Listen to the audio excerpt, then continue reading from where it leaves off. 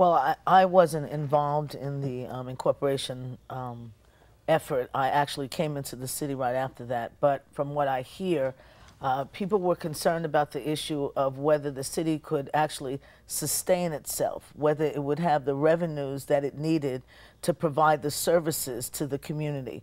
There was a very small amount of money coming through sales tax revenue, very limited stores. So again, that's one of the ways that cities generate revenue, to provide services is through sales taxes. And East Palo Alto didn't have that. So the, you know, there was concern by some of the homeowners that ultimately the financial burden would rest on the homeowners. Russell, you were in the city government for the past 25 years. I understand there was a municipal council. And I'm wondering, were you connected with the city at that time? Yes, I was. You know, prior to the city's incorporation, I worked about 2 years with what was called the East Palo Alto Municipal Council, which was an advisory body to the County Board of Supervisors. I understand the goal. I wasn't there when it was formed, but I understand the goal of it was to try to prepare the community, prepare leaders to take over when the area became, you know, independent or incorporated city. So yes, I was there during that time period. So there was some idea that the city would be, East Palo Alto would become a city during all of the struggles. Yes. There were people who were being trained, you said? Well, I wouldn't say they were being trained.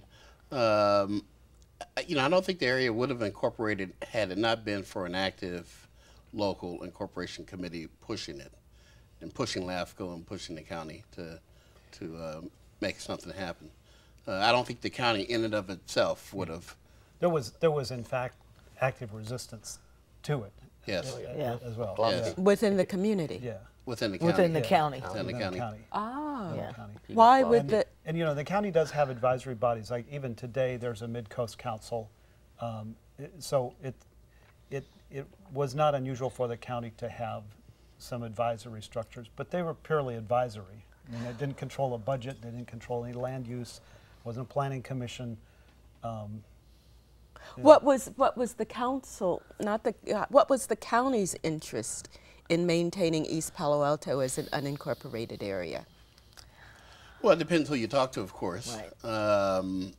Some of the arguments I've heard is that, and I don't know if this is true, of course, that a lot of programs in the county are dependent upon the poverty statistics in East Palo Alto. And the county is able to get resources that they use in part in East Palo Alto, but are used in other parts of the county. So the county doesn't want to lose that that base of those type of stats. Some of the other arguments are that you know, the county didn't want to let East Palo Alto incorporate because it would fail, and then they would have to take it over. So why do you allow? Yeah, I was going to say that this issue of revenue generation was really one that we, as Dwayne and I served on the council, that was really one of the issues that the council went to address. A lot of the revenue that's generated, or a lot of the funding that's created through both state and on the federal level, are based on statistics. So there's some criteria that qualifies a county or a city for those funds. In most cases, for example, I'll use the community block grant funds as the example. You're having been on that committee. Right. Those funds are generated and given to the county from the federal government based on the number of unemployed people, the number of people receiving welfare or AFDC, the number of juvenile delinquencies, all these statistics. Well, in the county of San Mateo, East Palo Alto was the hub of all of those ills. Well, the assumption would be that that money, if the county raises money because of the statistics, then the county would use that money to address those issues. Exactly. And so when we began to look closely at that, what we discovered was that the county was in fact receiving those, but there were mechanisms in place that prevented, in a lot of times, those revenues from coming into East Palo Alto. So the question becomes, which is the question that we tackled, how do you make the most effective use of the federal and the state money? Shouldn't it go to the area where the problems can be addressed directly?